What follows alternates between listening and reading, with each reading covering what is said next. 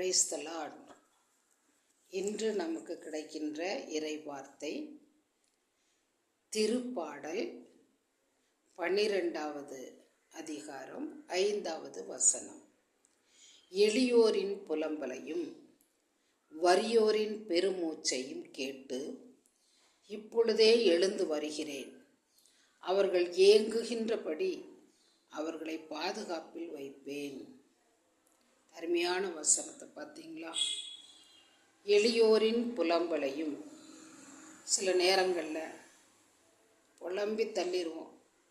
ஐயோ, இன்னைக்கு எப்படி செலவு பண்ணுறது, இதை எப்படி வாங்குறது, இது எப்படி ஃபீஸ் கட்டுறது, இது எப்படி இந்த கடனை அடைக்கிறது, ஐயோ இந்த பிள்ளைக்கு எப்படி திருமணம் வைக்கிறது, அல்லது குழந்தை பாக்கியம் இல்லையே, நல்ல ஒரு வேலை கிடைக்கலையே, தொழிலில் முன்னேற்றம் வரலையே, இப்படி பலவிதமாக புலம்பி அந்த வறுமையான ஒரு இக்கட்டான சூழ்நிலையில் நம்மளை தெரியாமலே ஒரு பெருமூச்சோடு கண்ணீர் விடுவோம், அழுது தீர்த்துருவோம், ஏங்குவோம்.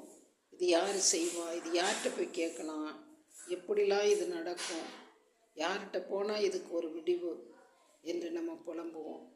ஆனால் அன்னாள் ஆண்டவர்கிட்ட தான் தன்னுடைய புலம்பலை, தன்னுடைய நிந்தை அவமானத்தை, தன்னுடைய கஷ்டத்தை எடுத்து சொன்னான். ஆகார் ஆண்டவர்கிட்ட தான் அழுதா. அப்போ நம்ம ஆண்டவர்கிட்ட அழுது ஜெபிக்கும் பொழுது நிச்சயமாக அதை நமக்கு நிறைவேற்றி தருவார். நம் பெருமூச்சையும் நம் புலம்பலையும் அவர் புறக்கணிக்க மாட்டார்.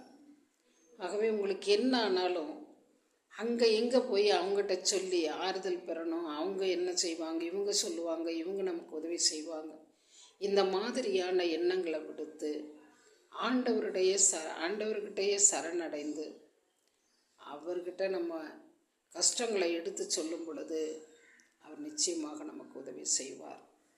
ஆகவே உங்களுக்காக இப்பொழுது நான் ஜெபிக்க போகிறேன்.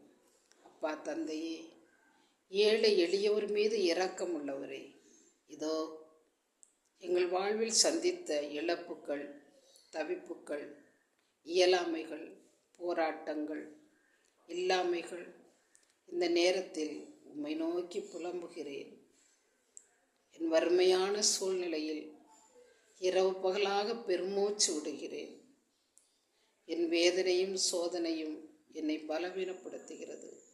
அப்பா தந்தையே, என் ஏக்கத்தின்படியே என்னை பாதுகாத்து என் தேவைகளை நிறைவேற்றி வழிநடத்தியருளும். ஆமேன். Thank you. God bless you all.